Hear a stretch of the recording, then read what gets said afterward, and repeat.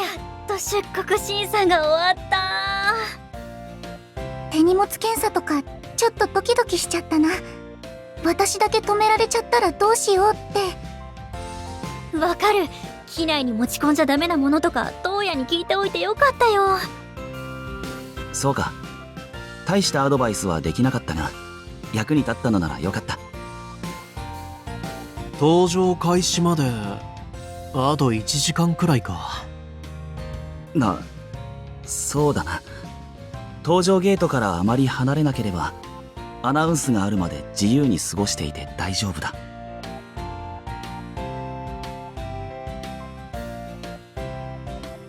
特に見て回りたいとこがあるわけじゃねえし、とりあえずその辺の椅子に座っとくか。ああ。そうだ、それならガイドブック見て行ってみたい場所とか話さない？はあ？それなら前に。音楽関係だけじゃなくて美味しいカフェとか観光地とかいろいろあるじゃん。遊びに行くわけじゃないけど楽しむところは楽しまなきゃ。そうだね。移動の途中で寄ったりもできそうだし。あ、ここの通りとか有名なカフェがあるんだって。青柳くんコーヒー好きだし行ってみない？カフェか。そうだな。ありがとう。そんじゃ休憩がてら寄ってみるか。あ、そこ行ったら次は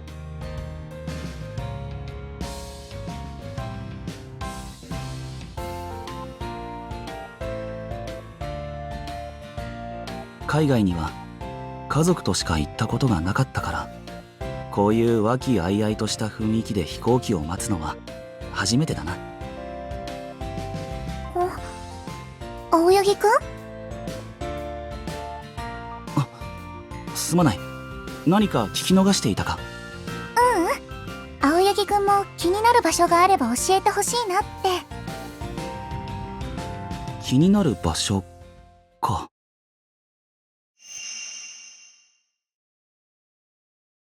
それならここだ。ニューヨーク音楽院？ん？ニューヨーク音楽院って。俺の兄が通っている音楽学校だ。そういえばトウヤのお兄さんたちって一人はプロで一人はニューヨークの音楽院に通ってるんだっけ？ニューヨーク音楽院ってすごく有名なところだよね。世界的に見てもすごくレベルが高い学校だってテレビで紹介されてたのを見たことがあるよ。ああ、その認識で間違いない。なんでそこに行きてえんだ？お前兄貴たちと仲がいいわけじゃねえだろ。ああ、確かに兄さんたちとは長い間疎遠だった。二人とも以前から海外で生活しているし、俺がストリート音楽を始めたことも決してよくは思われていないからな。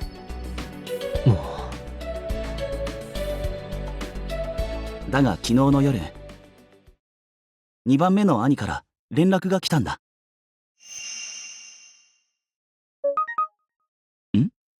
メッセージか。一体誰から？修二兄さんから。今から少し話せるか。メッセージではなく通話でということだろうか。しばらく連絡も取っていなかったのに、なぜ？あれこれ考えていても仕方がない。まずはメッセージを返そう。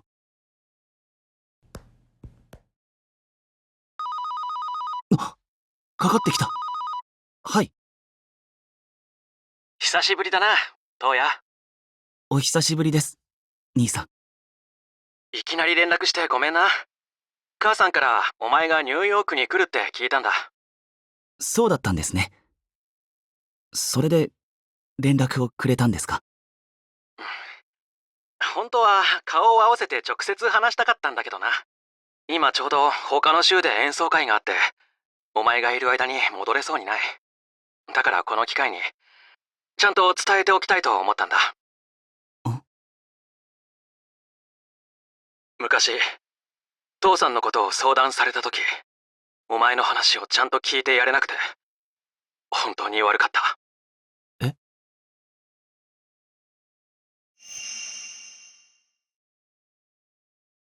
どうして？俺も夏臣兄さんも父さんを尊敬してる。子供の頃お前も父さんのピアノに憧れただろ。はい。いつか自分であんな美しい音を鳴らせたら、そう思ったのをはっきりと覚えています。俺もそうだったよ。あの音に近づくためなら厳しい練習にも耐えられた。だからお前がクラシックをやめてストリート音楽を始めたって聞いた時に思ったんだ。絶対にいつか後悔する。逃げ出した自分のことが許せなくなるって。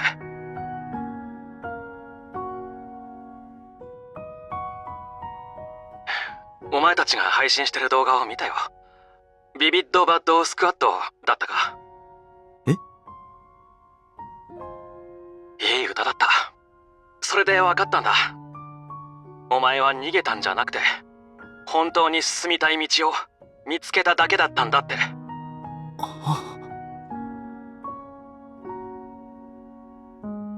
そう言ってもらえてとても嬉しいです。ただ俺がストリートで歌い始めたのは父さんへの反抗がきっかけでした。だからあの時兄さんたちに甘いと言われたのも当然だと思います。けどそれからは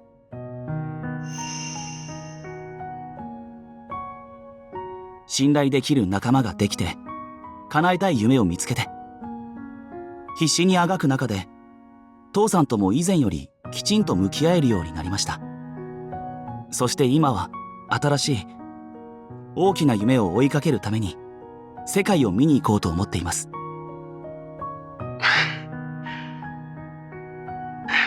そうか。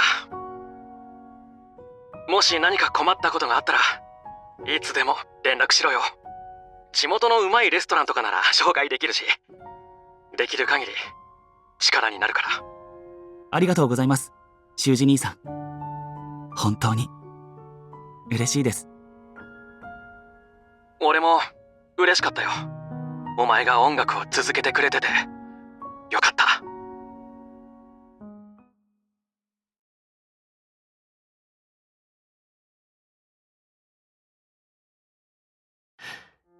いい兄貴だな。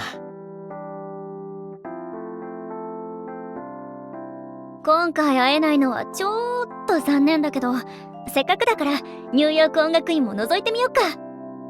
ああ、もし時間があればそうできると嬉しい。クラシックとストリート、進む道こそ分かれたが、兄さんの思いが分かって本当によかった。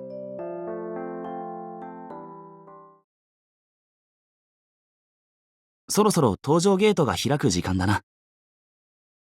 もうすぐ飛行機だね。なんかワクワクしてきちゃった。ん？そういや。